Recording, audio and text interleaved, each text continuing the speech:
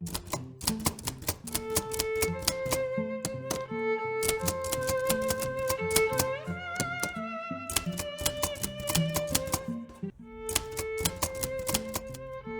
साल की उम्र से उसने स्कूल जाना छोड़ दिया, मगर उसके हाथों ने कलम चलाना कभी नहीं छोड़ा।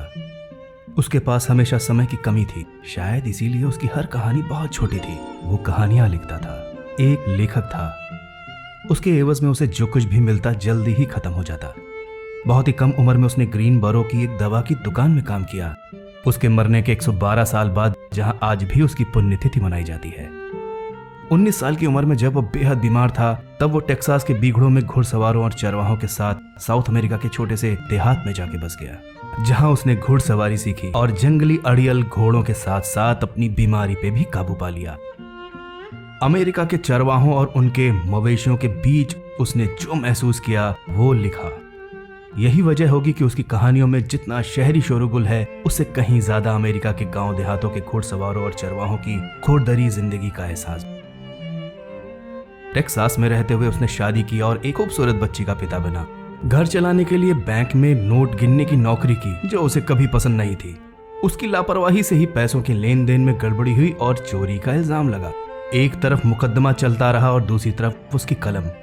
बोस्टन के एक अखबार में काम किया, मगर पत्नी की बीमारी उसको बॉस्टन वापस ले आई।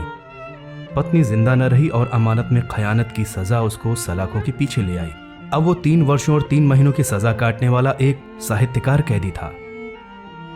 जेल की 4 दीवारी और उन तमाम कैदियों के बीच शायद वो अपने लिखने के काम में ज्यादा गंभीर हो चुका था।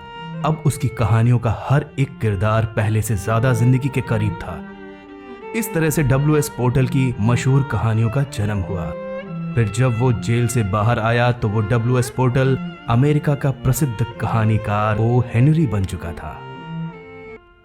ओ हेनरी की लिखी कहानी में आपको आम आदमी की दुख और पीड़ा पर्याप्त मात्रा में मिल जाएगी, लेकिन जिंदगी की कड़वाहट का एहसास बहुत कम। सिर्फ 47 साल की उम्र में ओ हेनरी ने जिंदगी को अलविदा कर दिया, मगर तब तक तो शायद उनकी बेहतरीन कहानियां छपी भी नहीं थीं। ओ हेनरी ने जो लिखा वो पढ़ने वालों के दिलों पर अमिट छाप डालता चला गया। रेडियो रूपक की ये श्रृंखला ओ हेनरी की प्रसिद्ध कहानियों पर आधारित है, जो आपको जरूर पसंद आएगी।